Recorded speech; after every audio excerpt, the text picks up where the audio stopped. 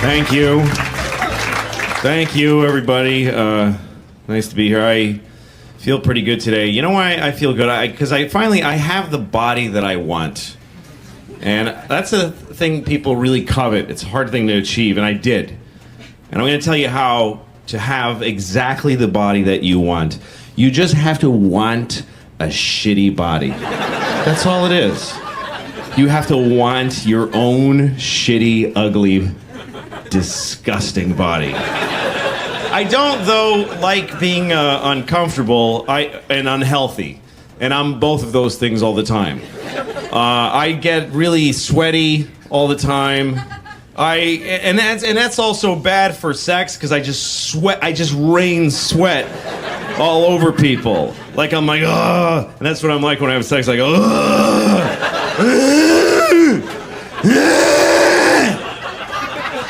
And I always see her and she's like, just sweat is pouring off my head.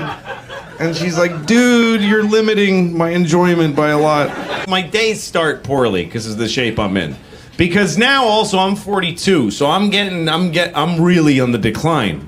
There's never gonna be another year of my life that was better than the year before. That's never gonna happen again. I've seen. Oh my God. Somebody called me an Indian giver recently. I don't know if you've heard that expression since you were kids, but I remember we used to call each other. Indian giver is one of the most offensive things you could ever, because what it's meant to be is that someone gave you something and then they changed their minds. That makes you an Indian giver. And we equate this to the Indians because our feeling is that they gave us America and then they didn't take it back certainly, but they changed their minds about giving it to us. And it's so offensive when you consider the truth, which is that we got here and the Indians were like, hi, and we were like, hey, can we have everything? And they were like, well, we don't know what have means, but enjoy all the things that you need, like we do. So we start killing all of them. And they were like, oh, dude, could you not do that part where you kill all of us? Because that's kind of a drag for us. And we're like, you guys are Indian givers. Oh, my God. We're going to name that after you. You guys are dicks. Anyway, thanks a lot, folks. Good night. Because life is very confusing. Even I'm 49 years old and I haven't found a cruising altitude to my identity. I'm still fucking confused. I get new feelings and they upset me. I don't like new feelings. I want to know what I like and get it and just die. That's what I want to do at this point. Like, I have a weird relationship with this movie that's on cable sometimes. It's called Magic Mike. You ever seen this movie? Magic Mike. For those of you watching this on video many years from now, Magic Mike was a movie about male strippers, starring Matthew McConaughey and Channing Tatum. And it was a very different country when it was made from whatever you're watching. But anyway, we had a whole other thing going on. This building's not here anymore. But you're watching it on a dusty thing and it's all rubble. And you're watching this. I don't know why you're watching this out of everything. But when things were real easy, we made movies like Magic Mike. It's just a nice movie about men who strip. And every time I'm flipping around and it comes on, I always stop. And then I play a little game of chicken with this movie. I stop because it's a good movie. It's well made, directed by Steven Soderbergh, good director. And so I get into it, I get into the story, and then they start stripping. And then I start having all these feelings. My face gets a little hot. At first I just get hostile for no reason. I go, fucking hate.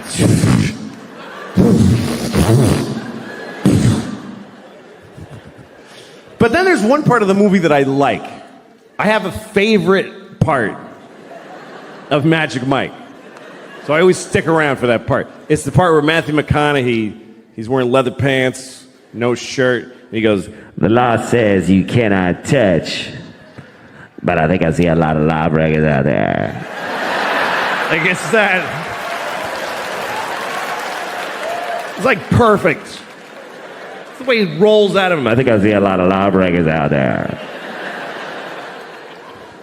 I just really like that. I like it. And when the movie comes on, I'm always like, all right, let's get to where he says that. And then he says it, and I'm like, it's fucking good. It's really good. I like it a lot. Here's how much I like it. I don't really do impressions, and I kind of nail that one because I think about it all the time.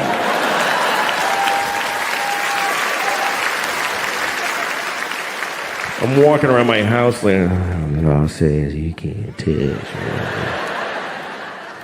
Law says you can't touch. And I go up to my dog, but I think I see a lot of lawbreakers right here.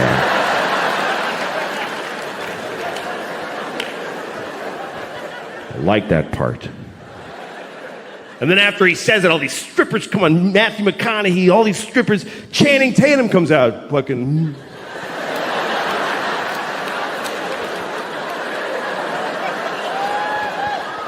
And then I go like, fuck! And then I have to stop. Because I'm starting to get a feeling. I'm just starting to get like a feeling. It's not a boner. It's not a boner. But I can feel my dick starting to turn over a little bit. Just starting to... You know when you can feel your dick kind of unfold?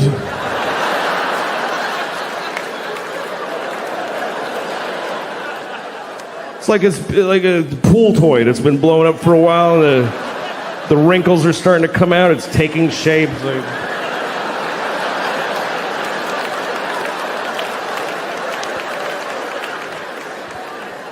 Just that early. My dick's just waking up. What are you guys doing here?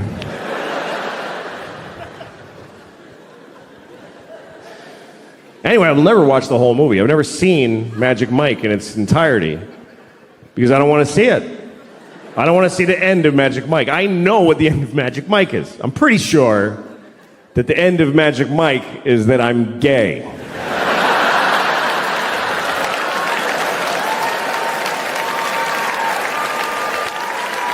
Pretty sure that's how it ends.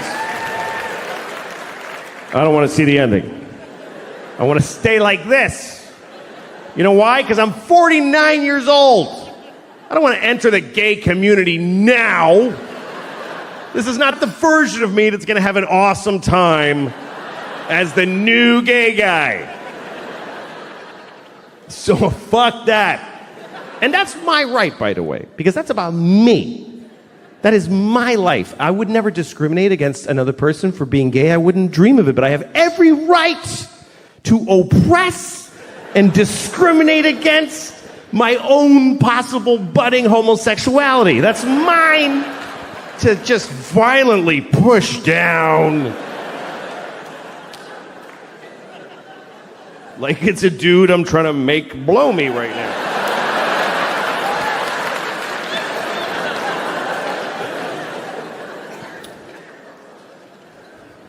And you know, I haven't become like generally attracted to men. I'm not sexually attracted to men. Just Matthew McConaughey and Channing Tatum.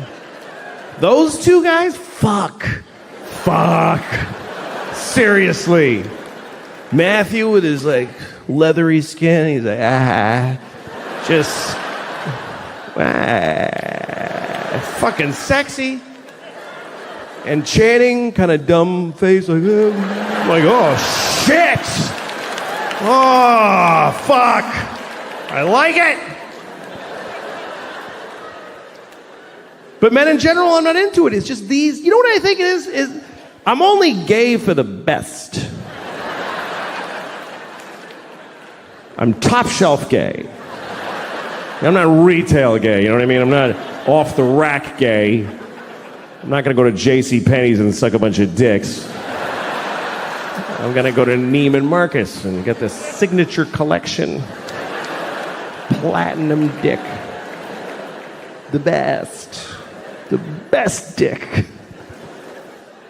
Because I'll try the best anything. If it's the best one, I'll try it. Like, I don't like cognac. I would never buy a bottle of Hennessy and keep it in my house. But I had never tried the best cognac. If somebody was like, would you like to try this cognac? This cognac was 500 years old 300 years ago. Like, yeah, fucking give me that. When you go to, like, if somebody asked me to go to a Kenyan restaurant, I don't want to go to a Kenyan restaurant. I know all the foods that I like. But if somebody was like, this is the best Kenyan restaurant, it takes 6 months to get a reservation, I can get you in, they fly live turtles in. And you bite off its screaming face while it's alive. And every turtle you eat is the last of his species. Can't wait to eat that fucking turtle. I'm gonna end his people with my mouth. The best, I'll try, if somebody was like, we have a guy here, he has the best dick. The best dick ever. His dick has been soaking in olive oil since he was 5 years old. We've been feeding him nothing but butter and penises his whole life.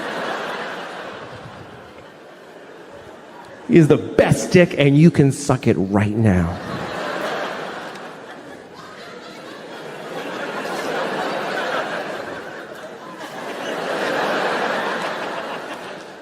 Well, let me see it. Can I see it? Can you take it out? Shit, that's beautiful. Oh my God. That's my favorite thing now. Fuck, I shouldn't have looked at it. Let's bring it closer. I don't know what I'm going to do, but bring it closer, please.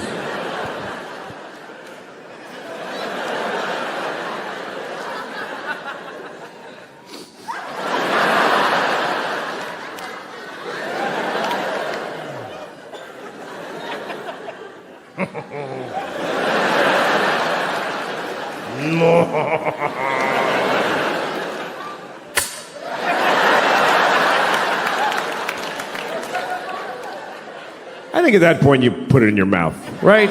If you're looking at the best dick ever and you're not sure you want to suck it, just put it in your mouth. And then decide. Just for like 20 seconds. That's a long time. That's 20 seconds. That's a long time to have a dick in your mouth that you're ambivalent about. 20 seconds. If you have a dick in your mouth for 20 seconds, you are not deciding. I'll show you. This is 20 seconds with a dick in your mouth.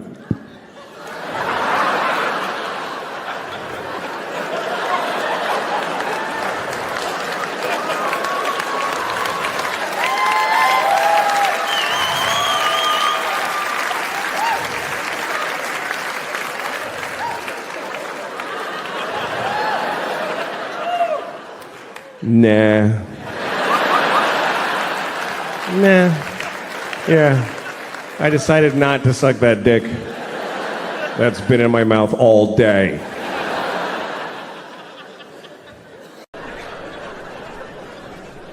I've seen a few tits. I've seen, I don't know, 48 maybe, I don't know. I've had my history in my life, you know. I've been divorced for 5 years, and it's been the best part of my life, being divorced. Easily my favorite part of my life. I love being divorced. Every year has been better than the last. It is the only time I can say that about. And by the way, I'm not saying don't get married. If you meet somebody, fall in love and get married, and then get divorced, because that's the best part. It's the best part. Marriage is just like a larva stage for true happiness, which is divorce, because you just let go, and everything's fine now. Divorce is forever. It really actually is. Marriage is for how long you can hack it. But divorce just gets stronger like a piece of oak. Nobody ever says, oh, my divorce is falling apart, it's over, I can't take it. And again, if you're in a good marriage, stay in it. If you're in the best marriage ever, stay in it. I'm just saying, if you got out, it would be better. That's just a fact. I'm sorry, but it's true. Everything's better. My ex-wife and I, this is the best part of our knowing each other. We're good co-parents because we live apart and we're friends. Our kids go to her half the week, they come to me half the week. And I'm a good father. I'm an attentive, focused, and responsible father. Do you know why? Because I get to say goodbye to these kids every week. Are you shitting me? It's like every parent's fantasy. Who can't be a good father for half of every week? No matter how bad it gets, every Wednesday I get to go, goodbye, girls. Daddy's gonna go upstairs and pour whiskey all over his naked body right now.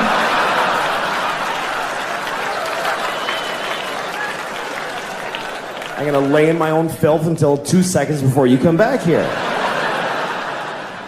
That's why I'm such a good dad.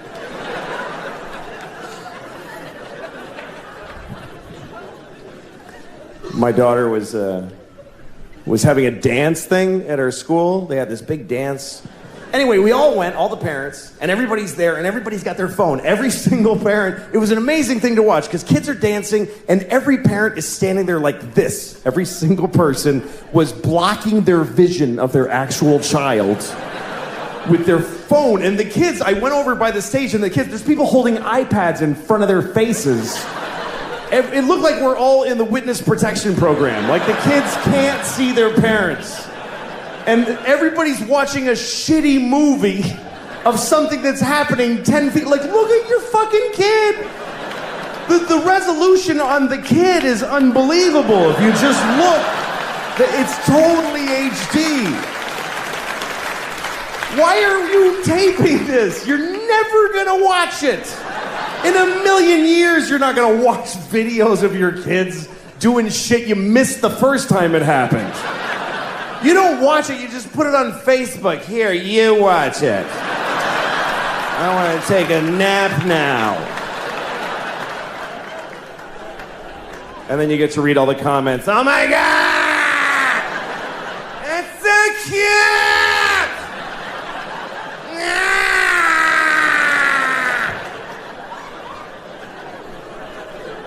And guess what? They're not watching it either. They're not watching the video. These kids are dancing for no one.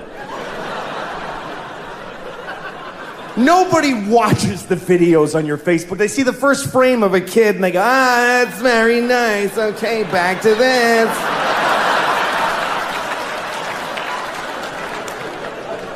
Nobody's watching your kids' videos on Facebook, I promise you. I'll prove it to you. Next time you tape your kids dance, take 1 second of it, and then add 20 minutes of just your own asshole. Just go in the bathroom and just record your own anus opening and closing for 20 minutes. Tack it on to your kid dancing for a second, put that on Facebook. Everybody will write the same thing. That's adorable. I think I see a future star. Thank you very much. Thanks, everybody. Hello.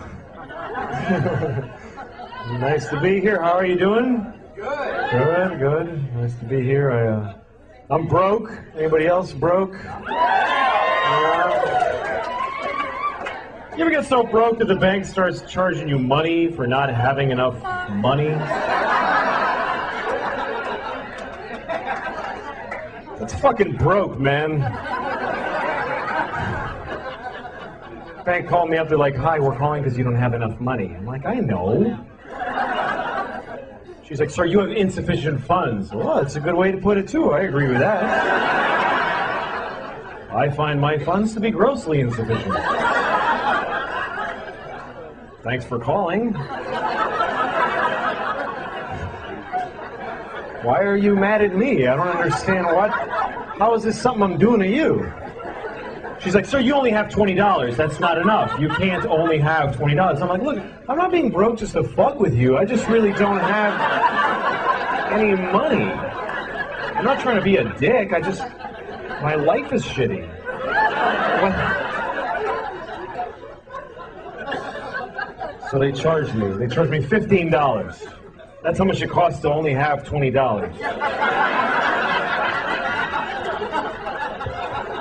Here's the fucked up part. Now I only have 5. What did I pay the $20 to the $15 for if I don't get to have the $20 that I paid to have? I paid the fucking money. Where's my 20 bucks? That's like going to the movies. You buy your ticket and they go, get the fuck out of here. Go home. But I paid for the movie. No, you paid for a ticket, motherfucker. You didn't pay for a movie.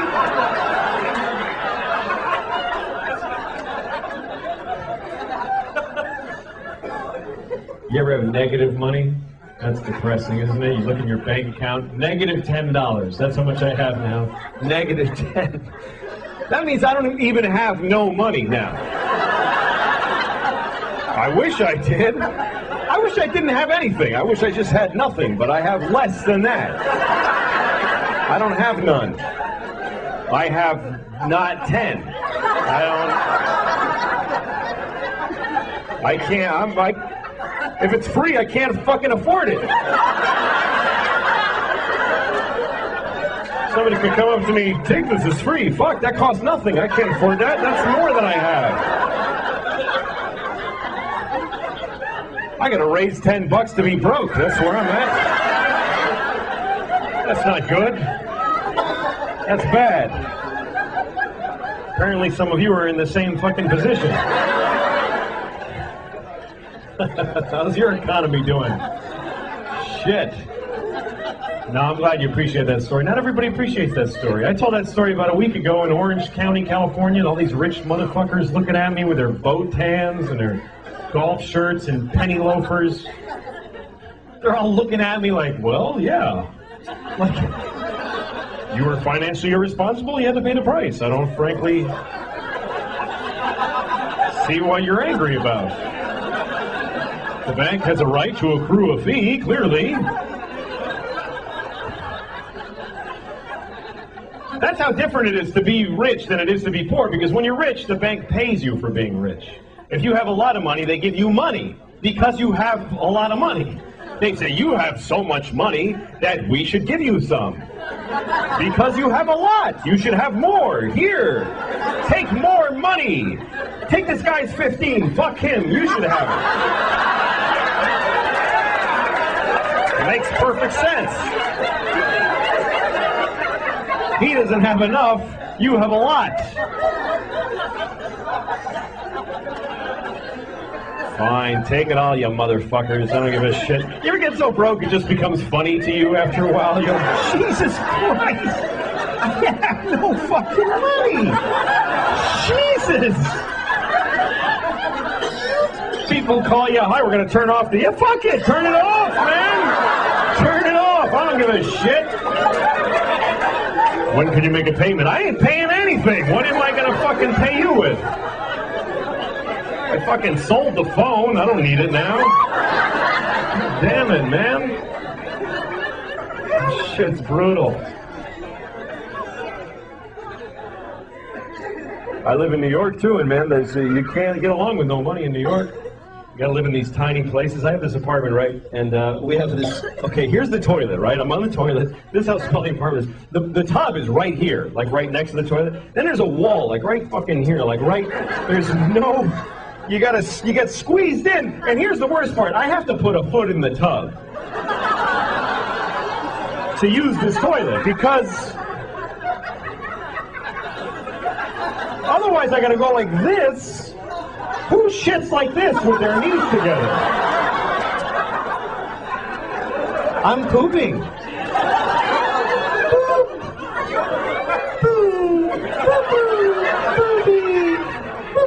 No, you gotta fucking dig in. You gotta get into it. And in order to achieve this position, I have to put a foot in the tub.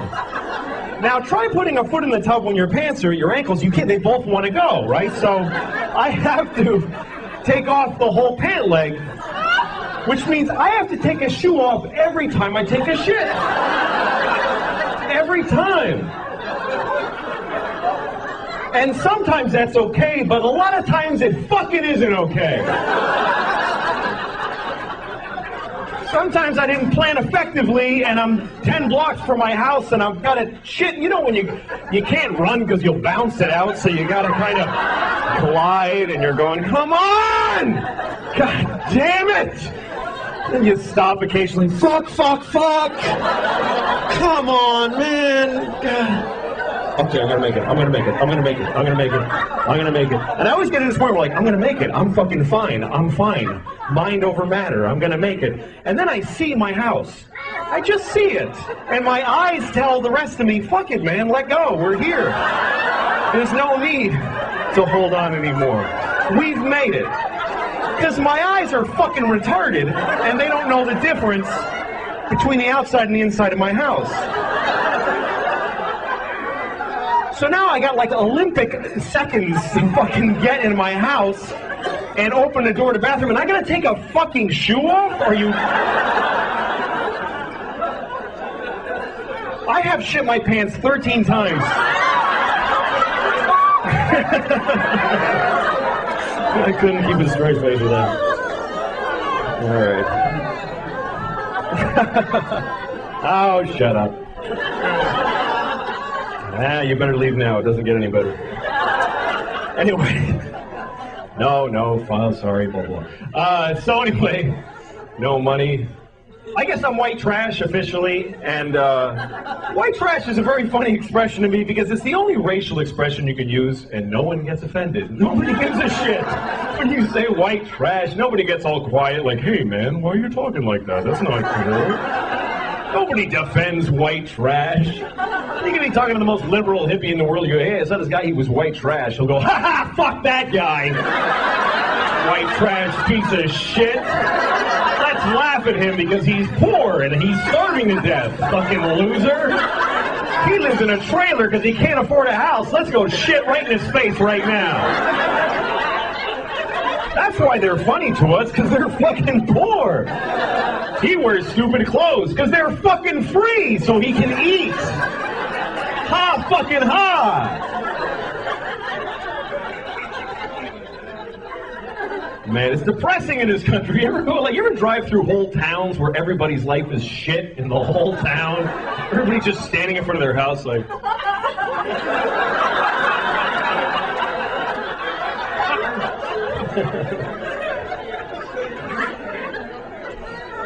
I don't know, man. This is a weird election, too. People got weird, man. I was driving through this town in upstate New York. This guy's standing there with a sign that says, honk if you love America. Now, I love America, but I'm looking at this guy and I'm thinking, what the fuck are you doing, man? This is your day? You're gonna stand at this red light with this fucking sign? What is wrong with you? And he's looking at me because he's angry that I haven't honked yet. And now he's trying to intimidate me. He's like, fucking honk, motherfucker! Honk! And then I decide, you know what, I'm not honking. And you know why? Because fuck this guy, that's why. He doesn't get to decide this rule for the whole fucking intersection. Just because he's got a magic marker and no job, now I have to honk? Or otherwise I'm a fucking commie? Fuck him. What if I go up to him with a t-shirt that says, lick my balls if you love Jesus? Come on, man, you gotta do it. You gotta do it. What are you, a Jew? Lick him!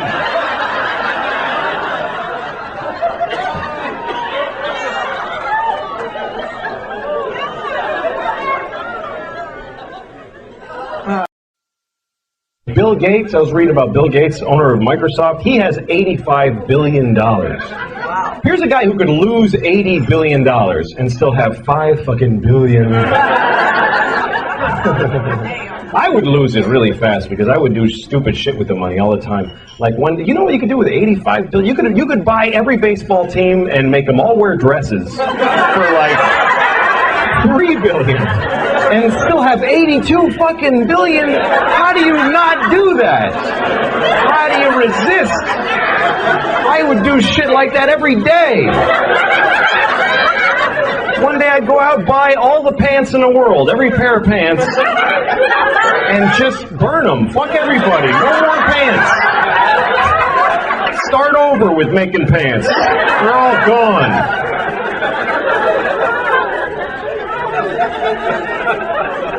I think all the time about shit I would do with 85 billion though, man. You could pull shit that would last years for that. I always think about what I would do. I was thinking about this all day today because I'm a loser. I got nothing to do. I was thinking about how I would open a chain of pet food stores all over the country, and it would be called Shit-Ass Pet Fuckers. That would be the name of it. But it would be like Walmart, just huge shit-ass pet fuckers, big yellow sign. People working in there are rude to you. You walk in there like, get the fuck out of here, you idiot. They don't even let you come in. And if you get past that, dog food costs $1 million for one can. That's the price. Fuck you. You don't like it? Fucking screw. It's shit-ass pet fuckers. And also, if you come in, we'll fuck your pet. That's the rule. You don't even have to bring it. We'll find it and fuck it. That's the way it's gonna be. Nobody will ever spend a dime at shit-ass pet fuckers, but I will keep it open for years and decades and never close. Keep expanding like we're doing great. Open a new one every day next to another one. Just surround every Starbucks with 5 shit-ass pet fuckers all facing each other. Just to enjoy people going, what the fuck? Why doesn't it close? Jesus. That place sucks, man. That is the worst pet store.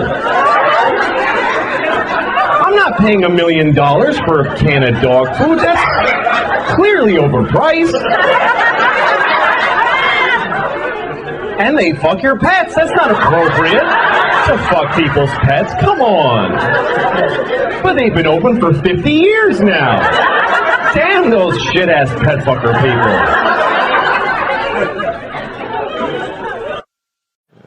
I hate New York. I really do. I used to love New York, but I hate it now. I'd rather be in Auschwitz than New York City. Honestly, I would. I mean Auschwitz now. I mean today Auschwitz, not back when it was open. I mean now. It's nice now. There's a gift shop. People go there on purpose. They buy tickets. I think that's weird. That people buy tickets to Auschwitz. That's weird. If you could have told those people back then, people are going to buy tickets to come here.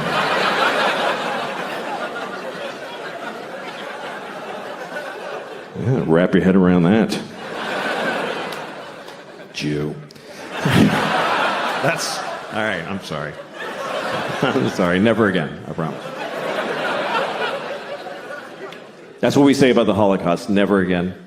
Because they killed 6 million Jews. If they only killed like 10,000, would it be like, okay, 2 more times? And then taper off, because it's a little much. I'll tell you, I went to Auschwitz. This is a true story. I actually did go to Auschwitz because I was doing shows in Poland. Because I had to go to Poland to do shows. So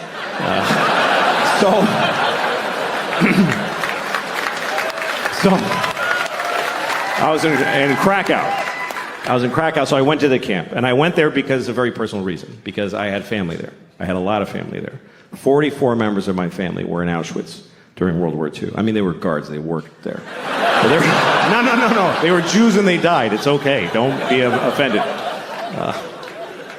It's true. We lost the whole family there. Everybody, because we were Hungarian Jews. My grandfather, on my father's side, he's the only one who made it. The rest of them, all 44 of them, went to Auschwitz, which I think they really regretted. But that's what happened, because the Hungarians sent all their Jews to... They weren't even occupied Hungary. They're just like, yeah, take our Jews. And they sent my whole family there, and they all died in Auschwitz, except for him. My grandfather's the only one who made it, because he got the fuck out of there before it started. In the late 20s, he fucking smelled that shit, and he got the fuck out. And he went to Mexico. He migrated to Mexico. And we found his immigration card. My uncle and I did the family history, and we found it. It says nationality, Hungarian, and it says religion, Catholic. And there's a picture of him like... He's like, fuck it. They don't know what a Jew looks like in Mexico. That's where I'm going.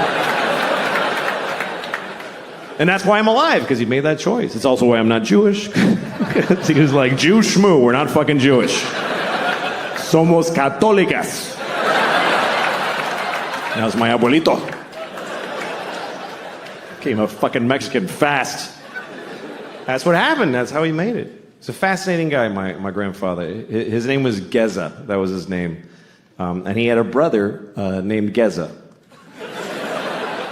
it's weird, but I looked it up, and here's what happened. His parents had a baby, and they named it Geza, and it died. The baby died. So they had another one, and they just said, fuck it, Geza, let's just do it again. Because that's what it was like. The babies died. It was no big deal back then. It was just like, yeah, that was a shitty baby. Let's do another one. Why'd your baby die? Because it sucked. Why does any baby die? At least we found out quick. Fuck it, this one's good. That's what it was like forever until recently. The human race was all the good babies, and the shitty ones, that's just the way it worked. It's not like that now. Now we save every baby. The shittier the baby, the bigger the effort.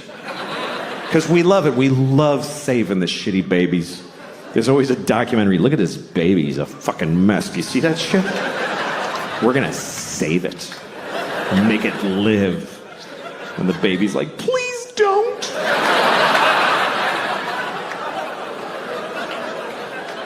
But we don't like when babies die. We get more upset when a baby dies. What? Who knows this baby? What are...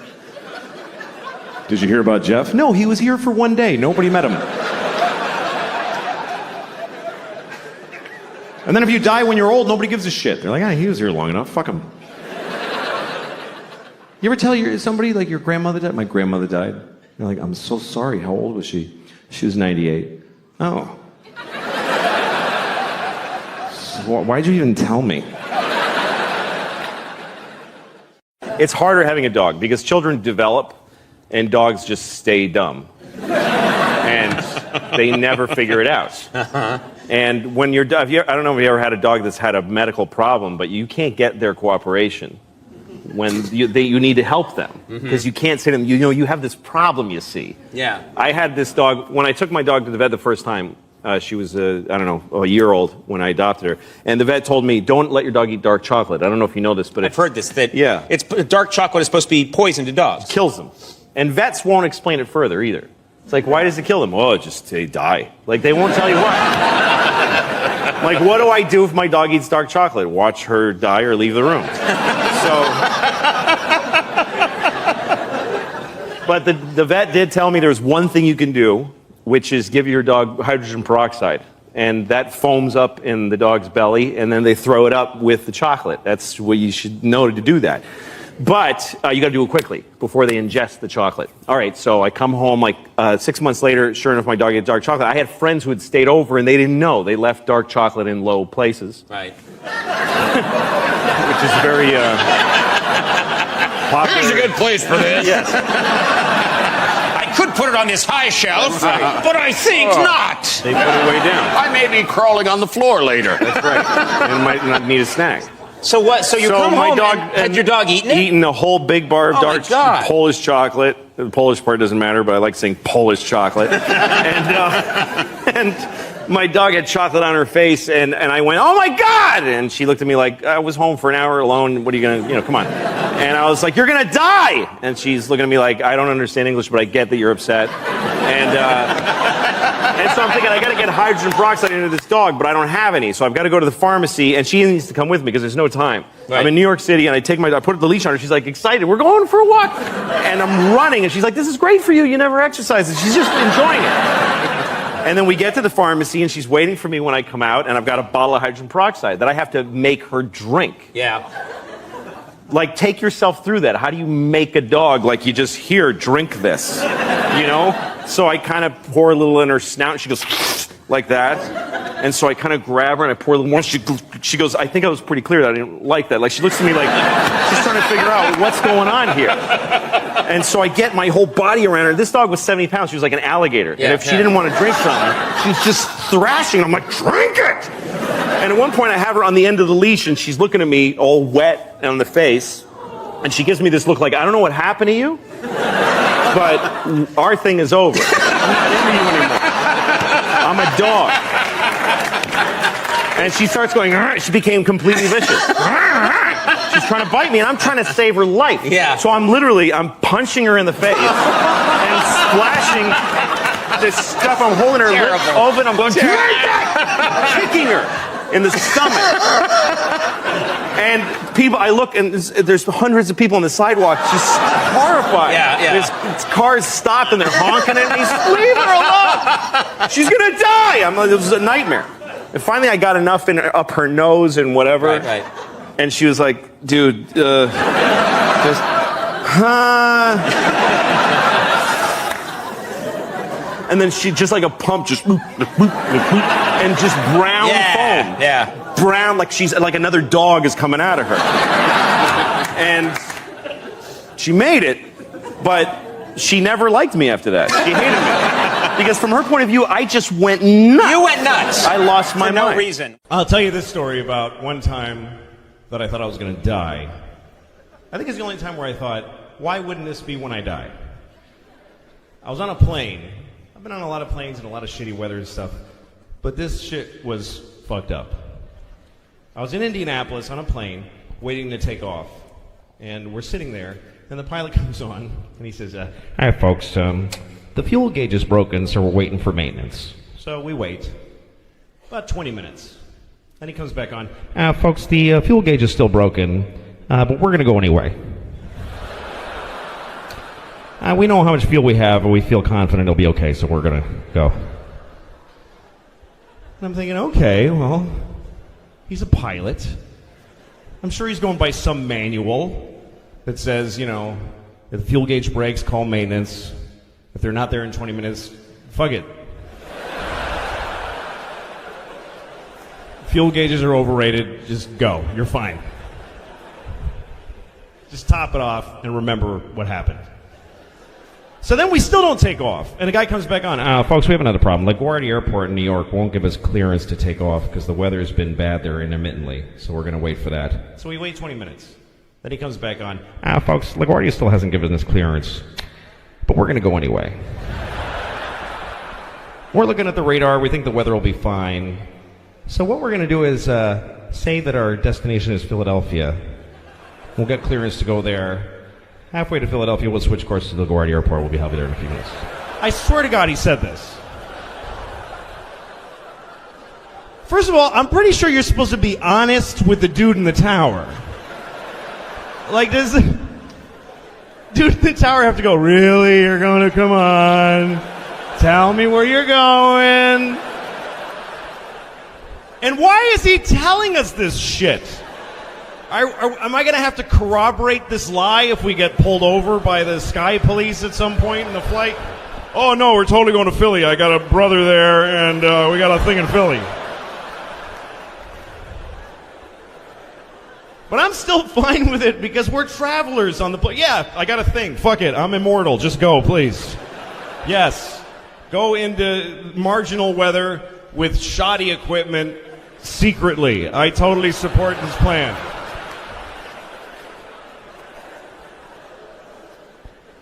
So, we take off. We get above where we are right now. And it's just a black motherfucker of a cloud. It's just like the Wizard of Oz. It's just, there's trees throwing apples at us. It's crazy. It's just horrible. And we're the whole flight, and we're making these circles. And me and the guy next to me are both listening to the tower. You know how you can plug into your seat sometimes? And you can listen to the tower talk to the area airplanes. And we keep hearing our guy trying to get clearance to land from LaGuardia. This is Delta 288 requesting clearance to land. It's a negative 288. Low visibility. A few minutes go by. This is Delta 288. We would really like clearance to land.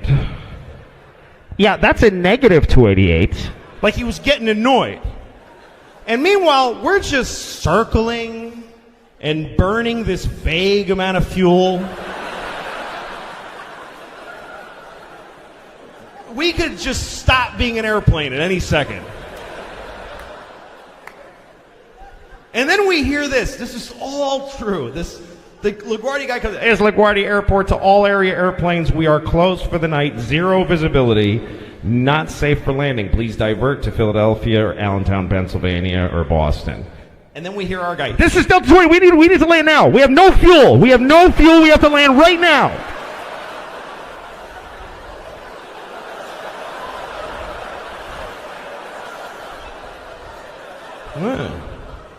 Interesting. Then there's a pause, and then we hear this. Well, then clear to land, then 280. That's how he said it. Like, dude, no one can see, okay? But just, I guess all the dumb decisions you made today have made this a good one. Just take a shot. I'm going home. Just fucking turn the lights off after you crash. I don't give a shit, frankly. By the way, you're not supposed to be here, you fucking liar. You said you were going to Philly.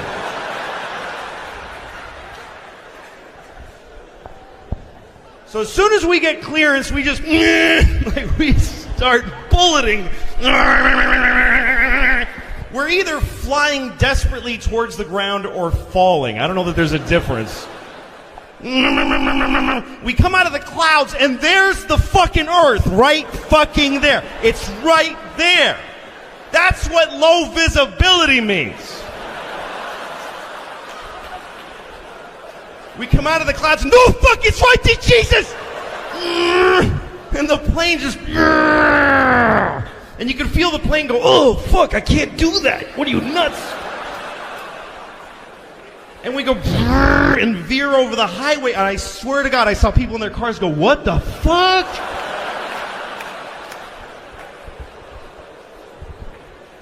And we hit the runway like sideways, like poof. And the pilot comes back on, all true, I swear to God, he's totally out of breath. He's like,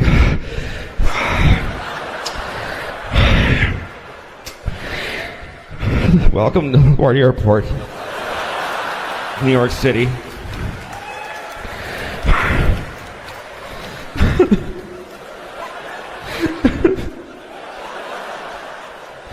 You may turn on your cell phones now, and you may call your loved ones. He said that. He said you may call your loved ones. And everybody on the plane was crying and rocking back and forth, just sobbing, calling their husbands and their wives. I'm divorced. What am I going to hi, remember you hate me? Well, I almost died.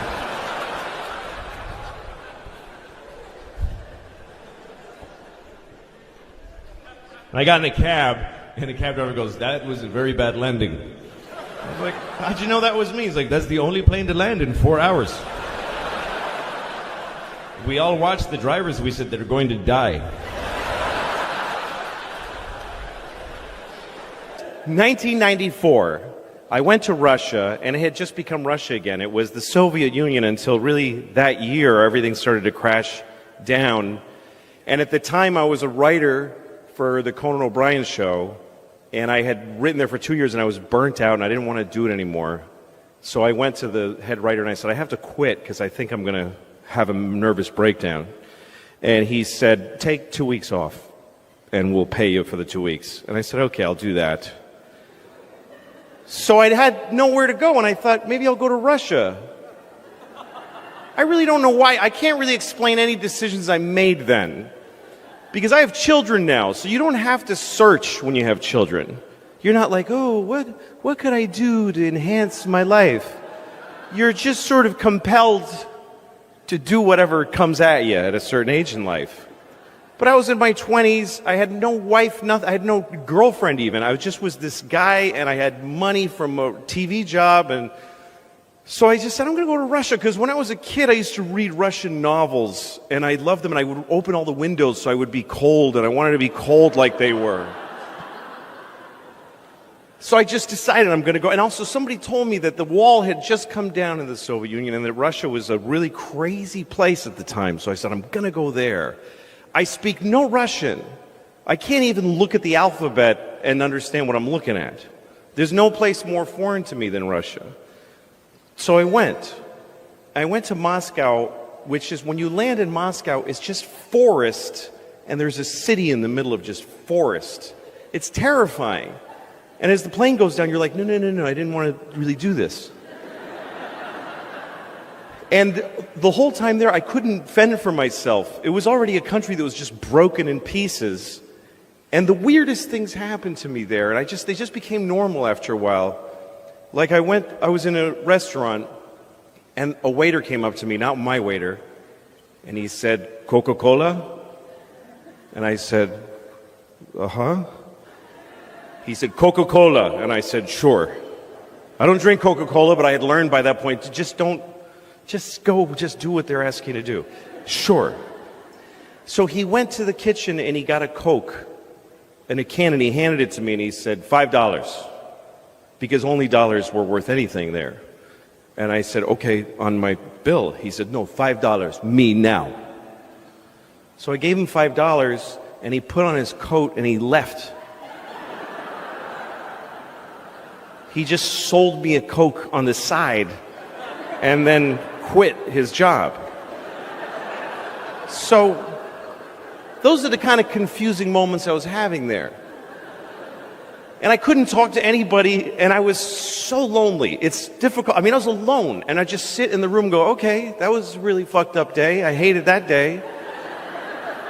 And I tried to watch television, and the TV was American shows like Dynasty. And the way they translate, they didn't have, what they did was the sound is a little down, and there's just one man saying all of the dialogue over the whole show. I was there for 2 weeks, and it just was crushingly, I had made no contact with anyone. And then one day I went into the subway. Now, if you've never been to Moscow, the one thing I learned there is that, well, the streets are very, I can't gesture with this thing.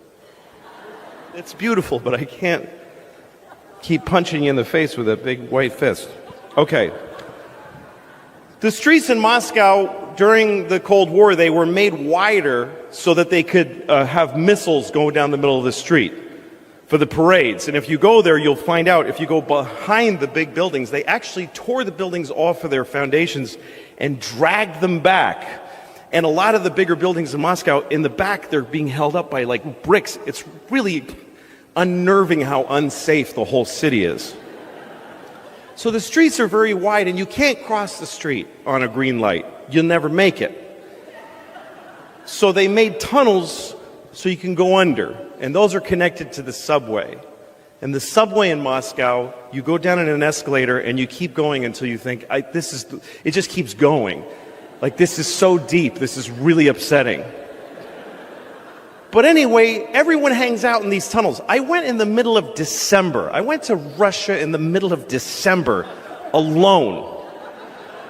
And I'm standing in the subway and I'm watching a violin player. And the one thing about Russia still today, I think, is that no one has any money. So when you see a guy playing the violin in the subway, he's like the first chair violin for like the Russian Symphony Orchestra, because that doesn't pay shit. And at least he can get a few kopecks in the subway. So I'm watching him, and these other people are sitting on the floor, and we're crying. Everybody's crying. Everybody. It's just normal. People are just watching, just wiping away tears. And there's a young fella sitting here, and he looked my age. I was 25 at the time. He looked about 25, and he was tattered and just watching this violin player. And then this group of kids walked by, about 8 children, ranging from 5 to 10 years old, and their faces were dirty, like in Oliver Twist, like they were in a play, like they had rubbed dirt on their face. And they're all wearing men's coats that they're wearing as from the neck down to the floor, and none of them have sleeves, their hands in their sleeves. Their sleeves are just flopping. They were like street urchin kids. And the coats, it just looked like these men's coats. And you kind of knew all the men who owned those coats are dead. And at least one of these kids killed those guys. Like, I swear I looked at an 8-year-old's face and thought, he has murdered. And that's what they looked like, just tough little kids. And I'd seen them before in Moscow. They work in groups. The guy sitting below me that I identified with called out to the head kid in the front. I don't speak Russian, so I just knew he was going, he's appealing to him. He needed something. And the kid with his hands in his sleeve looked at him suspiciously and said, like, What the fuck? Why? What do you want from me? And the guy went, explaining himself, and he showed that his shoe had come apart. And he showed that his shoe was like a flap, and he showed the kid, and he showed him his shoe. And the kid shrugged and said, like, okay. And the kid's hand appeared from out of the sleeve, and there was a tube of shoe glue in his hand. He didn't rummage for it, it was already there. And he handed it to the guy, and the guy fixed his shoe with the glue, gave it back and just did. And then the kid from he took his other hand had a paper bag, and he put the glue in, and he huffed it, and his eyes rolled back, and he got high. And then the group kept going, and I couldn't believe what I just saw. That the misery in this country at that time was so calculable and so predictable that this guy thought, my shoe's broken. Oh, there's a child. He's sure to have some glue in his hand because the state of our nation is so wretched. And I looked, and he looked at me, and I was startled, and then he laughed, and I laughed. And he's the only person I had any contact with in the whole of the Soviet Union. And I realized this is why I came here, to find out how bad life gets, and that when it's this bad, it's still fucking funny. That's all I got. Thank you. I gotta also ask, look at the boat. What happened with your boat? Oh, yeah. That was all of a sudden like, wow, Louis like a tabloid guy. Louis C.K. in his boat. Just hanging out waiting to be rescued. I got stuck in the mud. This new Black Crowes album. It was my first day. Yes, it was my first day in the Stuck in the mud. I just bought it, and I spent one day on it with some guy who showed me the specifics of the boat. But it's this big fucking boat with two engines, and it's really complicated to drive. And I took my girls out on it, and as we were pulling out of the marina, my daughter was like, "How do you know how to do this?" Oh shit! And I was like, "It's not that big a deal." Like I was defensive with my 10-year-old. It's not that big a deal. I can do this. And we went around Manhattan, and I got in all this shit I had no qualifications to deal with. That's a crazy waterway, because the currents, especially on the east side. Especially, what do they call that fucking an estuary. Don't they call it Devil's something? No, it's like something. All the water. Hell's Gate. Hell's Gate. That's right. Yeah. All right the water on the converges right there. They should call it Watergate. Where the rivers kind of split. The Long Island Sound collides with the Harlem River. Right. That's it. Yeah. It gets a little dicey over there. Really Don't bad. say the Harlem River around Anthony today. No. I'm all right. A little sensitive. It's been a renaissance up there. Don't say Muddy one River. Moment when we were in that cauldron and we just smashed, like the boat felt like it was coming apart, and my 7-year-old screamed, and her sister held her eyes, like closing them. It was like, it was really stressful.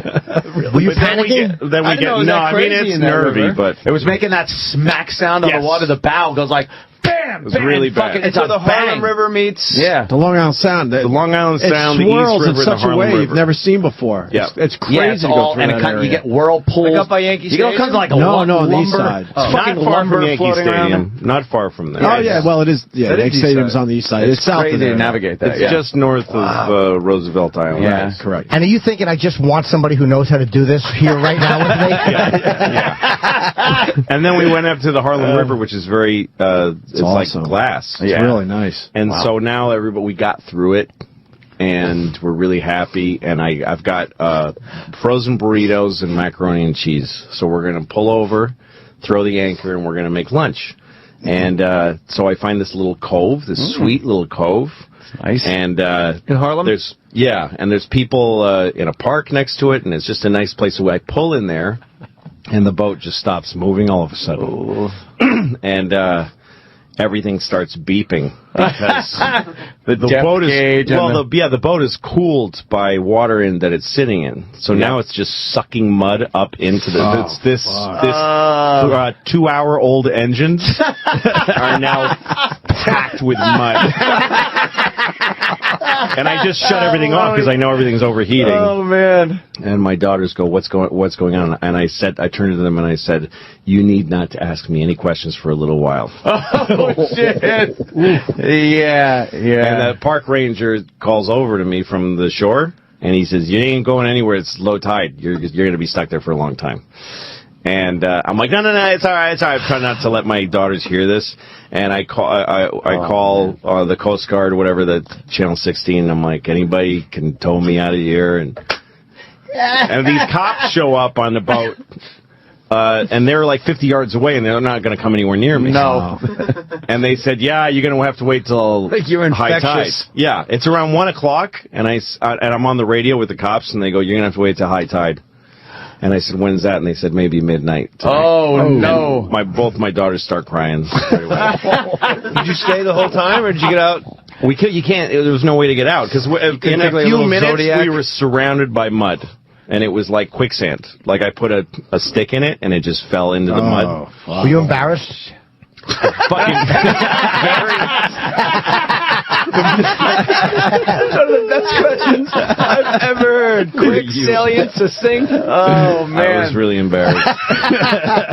So you were pretty much just like, no more water. Your boat is sitting in muck. Mud. Yeah. In mud. Really And gross. you're waiting for the tide to come back in. Were you afraid that it was just going to be stuck in the mud and I was afraid not of that. come up? I was afraid. My daughter was like, what if we like keel over? What if we start tipping over? I'm like, that can't happen. And in my head, I'm like, that could totally happen.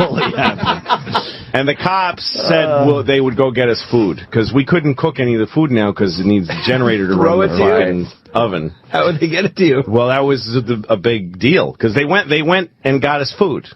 The cops, they bought us a whole chicken and some rice. Really nice guys. Then they come back, and now there's a huge expanse of mud between us and them. Food. And they go, we don't know how you're going to get this. They put it in a garbage bag. And I start throwing a line to them, but it's not making it. All these people on the shore, everybody knows who I am now. Oh, no. So there's people in the park and the shore who are just on a rail just watching me.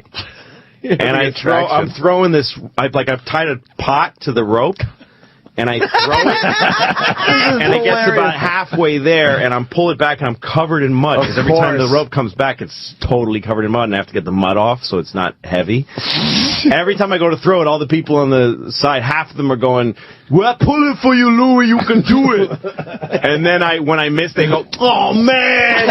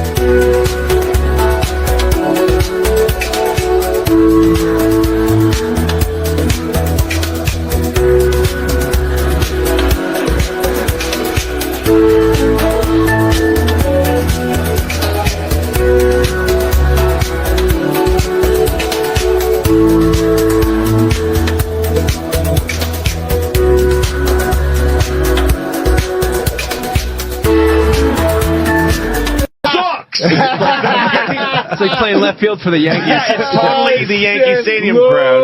Boo. People booed. People booed. Wow. And I couldn't get it, so finally the cops pulled over a guy who was fishing, and they used his rod to throw me a line. Cast a line. They cast a weight over Oh, me. nice. So you're able to I tie tied it that. to a rope. Right. Oh, shit. They pulled it, and then I had to pull dinner onto the boat. I was so soaked in mud and sweat. Totally. Then it was chicken mole after that. That's right. Had your kids calmed down by that point? They were great. My kids were amazing. Yeah. Then what happens at midnight? We waited and waited. Once in a while, like it started raining a little bit, and I heard some from the darkness in the park, some kid go, "Hey, Louis C.K., it's raining out now." This is crazy. Asshole. But those guys at the marina where I keep the boat, they're really cool guys, and they sent some young guy, and in a boat, and they just dropped him in the water, and he swam to us. Jesus. Crazy kid. And he came on board with me and helped me get it out. Once the water came up, we used the bow thruster to shove the boat Oh, you got a around. little bow thruster on there. Were you feeling it rise as the water's coming? You're like, oh, God. No, the boat wasn't moving because the water was coming up and the boat was just sitting there stuck in the mud. So that's why we used the bow thrusters are above Shake the it mud. loose. Wow. So we shook the boat around. Whoa. And it worked. And at one point, the tide was starting to go down again, and the guy that was with me said, "It's your call, but we could we could turn the engines on and put it in reverse and try to get out of here." What'd you do? Yeah, it was like Apollo 13 because everything had been off for a long time, and now we're like, he says, we have 10 seconds of battery. It was all this stuff. Yes. So we fired up and just put it in reverse, and mud just. It was crazy. We don't have enough lambs to get Louis out of the mud. Overweight people deal with things that none of us deal with, because I'm not overweight. There's people who are discriminated against because of their weight. I read a story once about a woman who's 600 pounds, and she couldn't get medical care. Because everything she goes to the doctor, he just says it's because she's fat. Everything. She's like, my knees hurt. He's like, yeah, my knees hurt just looking at you. What did you think was going to happen? She's like, I have chest pains. He says, yeah, because your organs are over capacity, so they're hurting. She's like, I got shot in the head. He's like, yeah, because you're fucking fat. Somebody shot you in the fucking head because you're fat. Here's the worst part of the story, and this is true. This is true. She needed an MRI because she had something serious. She's 600 pounds. She doesn't fit in the machine. You know what they did? They sent her to the zoo. I'm not kidding. They sent her to the fucking zoo. That's what we do for fat people who need an MRI. Hey, here's your prescription. Go to the zoo. Yeah, that's where you should go. You should go to the zoo. By the way, you know how many fat people we have in this country? About 600 trillion billion thousands of them. You know how many trans people there are? About 38. But if you're trans and you need a restroom and it's awkward, we'll change every restroom. But if you're fat and you need an MRI, you go to the zoo, you fat bitch. Just go to the zoo. You go experience that today. What happens when she gets to the zoo? What actually fucking happens when she arrives at the zoo? Are you here to see the monkeys? No, I'm here for an MRI. Oh, shit. All right. Yeah. Uh-huh. Okay, just stand in the straw over here. Yeah. You're after the walrus who has lymphoma. By the way, why is there an MRI machine at the fucking zoo? Who was developing that instead of a fat human being MRI? Who's paying for this shit? You don't give an elephant a fucking magnetic resonance image test. What are you, fucking high? That's obscene. If an elephant is sick, you just listen. You do this thing. Misa thinks she's gonna die today. I'm saying this out of respect for elephants, by the way, because we're supposed to respect how they live. They don't fucking cure their diseases. This is not their culture. This is our weird. Let's fix it. Oh, he's sick. That's not how elephants live. An elephant in the Serengeti isn't like, I have a lump, I have to see my oncologist. When an elephant gets cancer, he falls over and he takes his fucking turn and becomes food. You don't put an elephant in a state-of-the-art... What if you find cancer? What are you going to give him, chemotherapy? The skinny elephant with a pink baseball hat? Each day is a gift. You are where you are, you know. I mean, I'm 40 now, and that's, you know, I mean, I'm 40. I'm half dead, basically. 40 is a weird age. You get to this point where, like, you're not old enough for anybody to give a shit that you're old. Nobody's like, I helped a 40-year-old guy today, and it felt really good to do something for him. Nobody spends their holidays delivering hot meals to 40-year-olds. And you're not young enough for anybody to ever be proud of you or impressed. They're just like, yeah, do your job, asshole. Nobody cares. And the world looks at you like when you're 40, if you go to the doctor, guess what? They don't try to fix anything anymore. They stop trying to fix shit. When you get to be 40, they just go, yeah, it starts to happen. They don't care. I went to the doctor because my ankle hurt, right? Now, if you're 20 and you have a bad shoulder, the doctor will reconstruct your shoulder through miracles of modern science. He'll take your ear and make a shoulder out of it. It's weird. But when you're 40, they just give you no options. They don't care. I went because my ankle, I was limping for like a month out of nowhere. And the doctor, he brings me in, he shows me an x-ray of my ankle. He's like, yeah, your ankle's just worn out.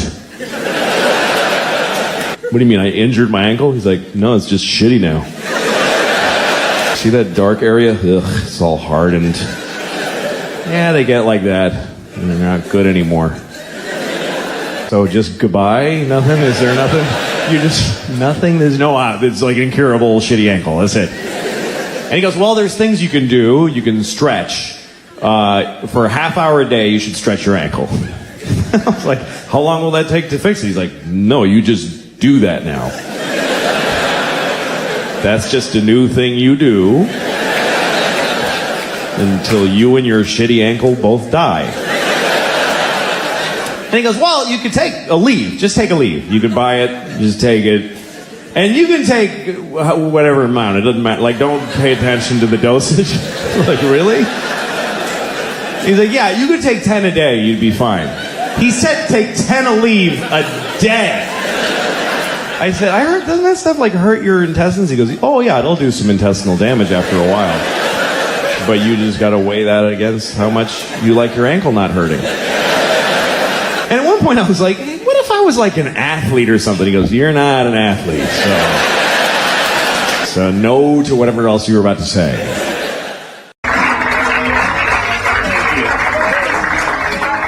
Thank you, everybody. Yeah.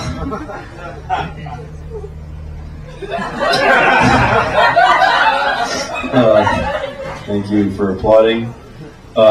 Seriously, because I did a show where they don't applaud when you go on stage. It's called Mo Better Mondays. That's the name of the show at the Improv, Mo Better Mondays. It's an all-black audience. And I had done a show called Chocolate Sundays at the Laugh Factory, which is an all-black audience. And they invited me because they thought I was black because of my name, because I directed Pootie Tang, so people sometimes think I'm black. And so they invited me to the show. So I get there, and they go, oh, hi. And I look in the room and I go, oh, hi. And then we kind of stand there trying to decide, and I go, fuck it, hi. And they go, yeah, hi. All right. So I went on, and this is Chocolate Sundays at the Laugh Factory, and it was fucking great. I had a great time because nobody else is trying. They're all up there just acting cool, and I went up there and I tried, and everybody appreciated it. So then, because most comedians don't try. I'm not saying because they were black, but they were all black and unfunny. Every single one of them was black. There are far more unfunny white comedians than unfunny black ones. But every single comedian on that show was black and unfunny. Should have been the name of the show. But I was white and hilarious. And also, you know, privileged and lucky to be white. It's awesome. It is a very... everybody who's white should just wake up and go, I'm fucking white! This is great! This is great! How easy is this shit? I don't have to fucking explain myself ever. I look people in the eye with confidence. Nobody fucks with me. Police protect me. The thing is that black people, all they can hope from the cops is that they'll leave them alone. And we actually get to hope that they'll protect us. It's fucking a chasm of difference. And I'm on the greatest side of that chasm. I'm on the fucking sweet side of that chasm. Just a fact, it's not a nice thing, but it happens to benefit me greatly. But anyway, I'm not gonna lie about it. Oh, it sucks being white. White people always complain about something like, oh, I don't get to say nigger. Like, the whole white people, why can't, they can say it to each other, but like, they want to go to the Supreme Court. I should be allowed to say it somehow. It's not right. Just don't, why do you want to say it so bad? say yes. Fuck. Anyway. So chocolate sundae, I didn't certainly do any of that material there. The chocolate sundaes were great. I just talked about my kid and cars. And then I went to do Moped on Mondays, and I thought, I got invited to do Moped on Mondays, and that's where I became racist. I became prejudiced, because I said, hey, they'll love me there. Because I just thought, there's black people in that building, so the black people in that building will be the exact carbon copies. There's no way they won't laugh, because they laughed the first time. So I went, people were saying, Moped on Mondays is not nice, and I'm like, fuck you, you're just white, and I'm better.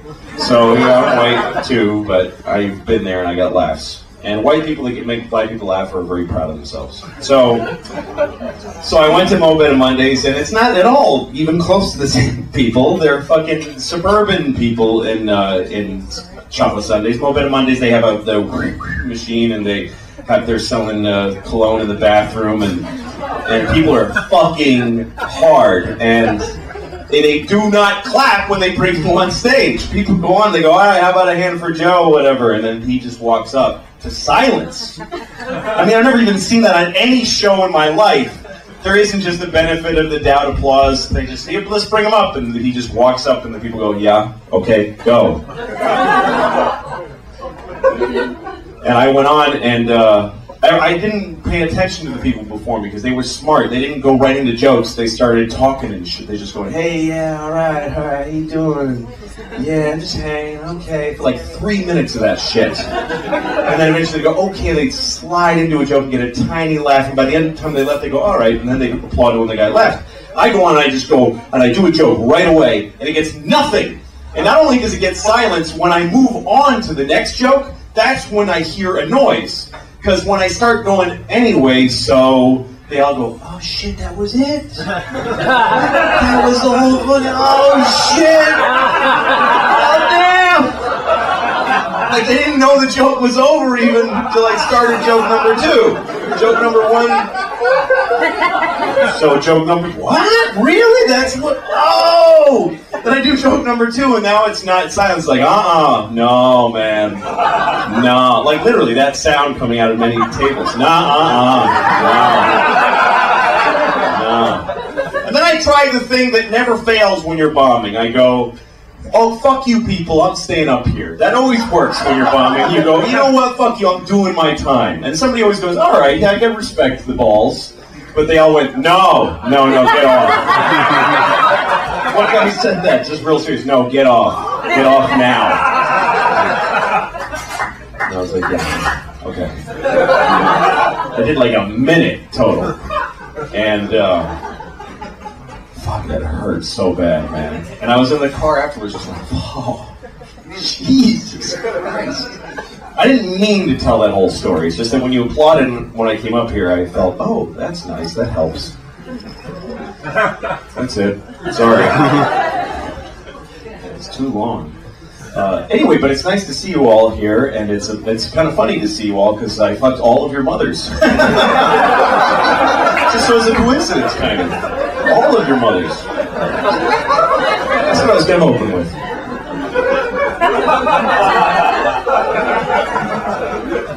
I was just in Ireland, and they have these posters. In Ireland, there's an election going on, and all over Europe right now, actually, for the whatever. I don't fucking care. It's not here, so it fucking don't matter at all. So, but I'm in Ireland, and there's an election, and there's a guy whose poster says "Stop the pedophiles." That's his slogan. Stop the pedophiles. And here's the thing. Even if you're against the pedophiles, I wouldn't want my face with pedophiles all over the nation that I live in, you know? And I told that to an Irishman, and he said, you know, actually, we say pedophiles. I'm like, hey, I've been fucking kids for 10 years. Don't tell me about pedophiles. I think I would know.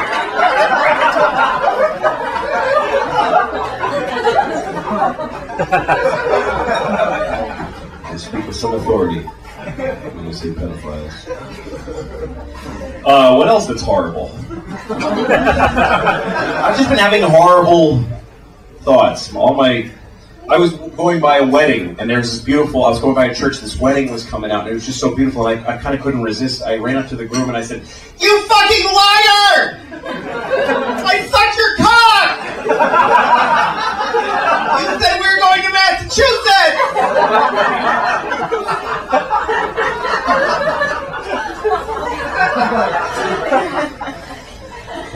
Stereotypical gay guy. Here's the thing, right?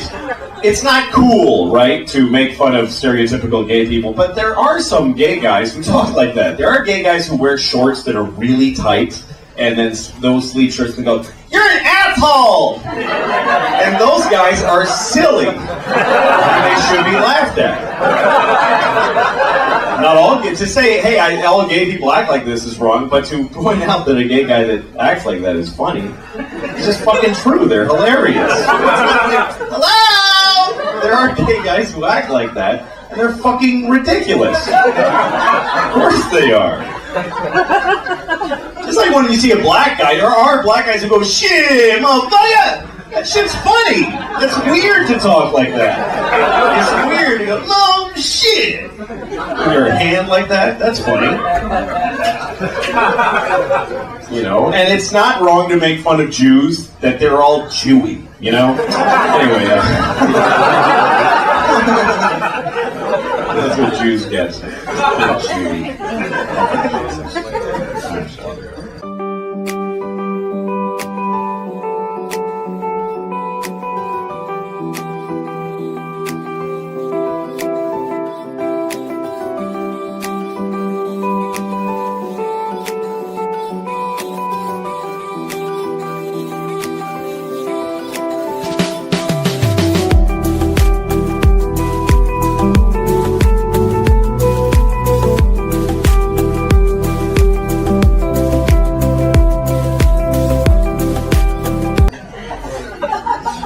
Thinking here in the stereotype that Jews love money. It's just not true. I have this friend who's Jewish, and I tried to give him $1, and he was like, "Arr! Arr!"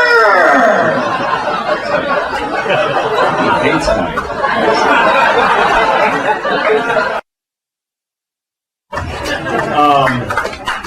More importantly, I was with my daughter today, and my daughter is she's got this thing she does now where she's 2.5, right? And if I tell a story, then she tells the story as something that happened to her when she was a little girl. It's like a weird way she has of owning whatever she hears. Like I told this story to my wife. I said, "Oh, I almost got in an accident today. I was driving and this car went right through a red light. I had to stop really fast."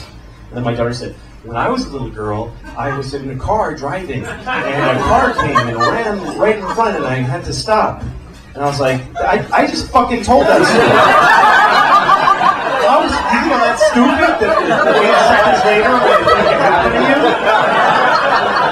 What the fuck? I mean, wait a while and maybe I'll forget or something. A shitty liar. Right, you're fucking 2.5. What fucking car were you in? Great. You were in a car.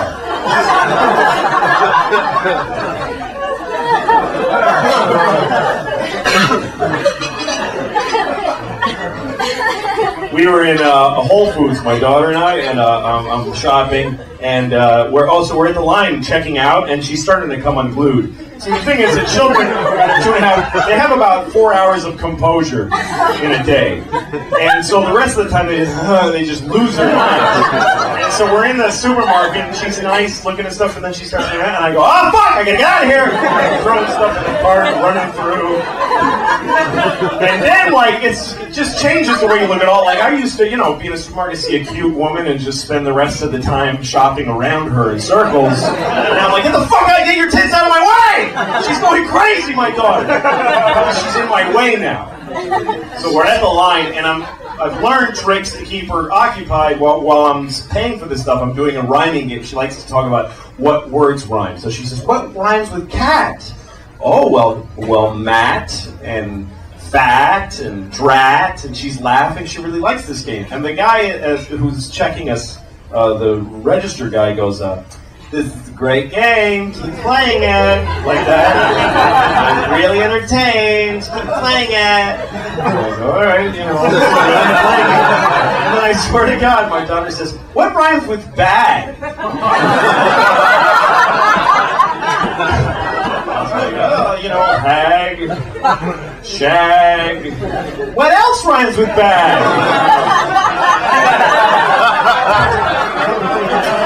Gag. Even that was a little.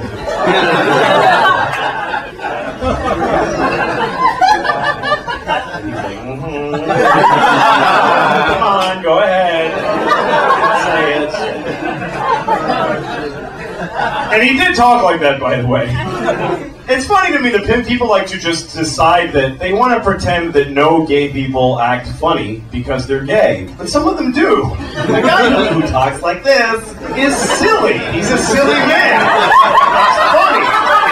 And only gay guys talk like that. Actually, that's not true. I know a couple of straight guys that talk like that. But anybody who talks like that is very ridiculous. To be laughed at later when you tell people about it. Of course. Hi. Oh, yes. Very serious. Nothing funny going on right now.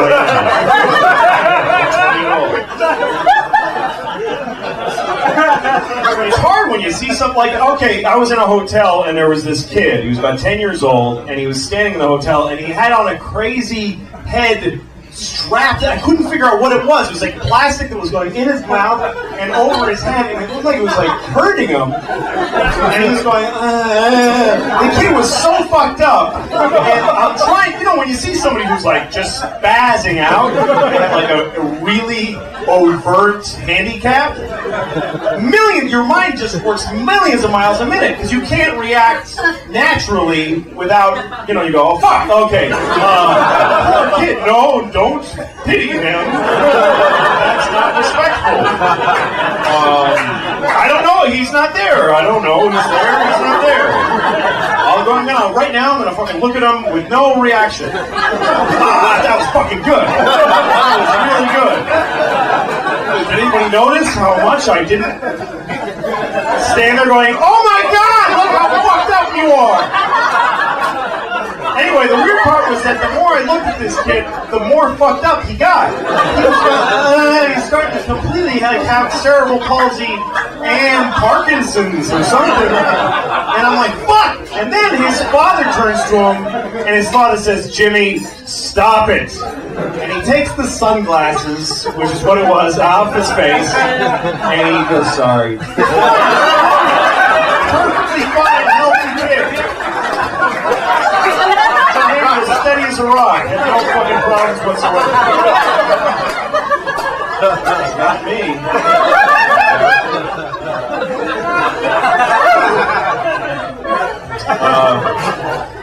I was watching a movie. Okay, I love this in movies now. They always will. It's been for a long time. Two things I've seen in thousands of movies. One of them, somebody's trying to revive someone who's dead. Live! Live! And it's not working.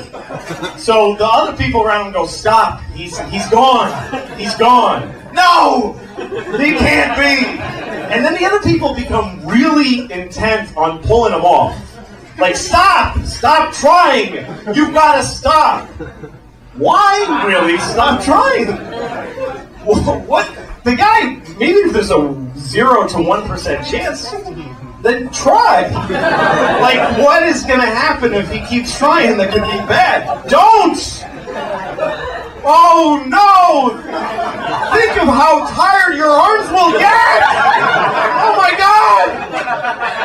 You can't do that to yourself. Yes, you might save his life, but you'll get achy for a minute!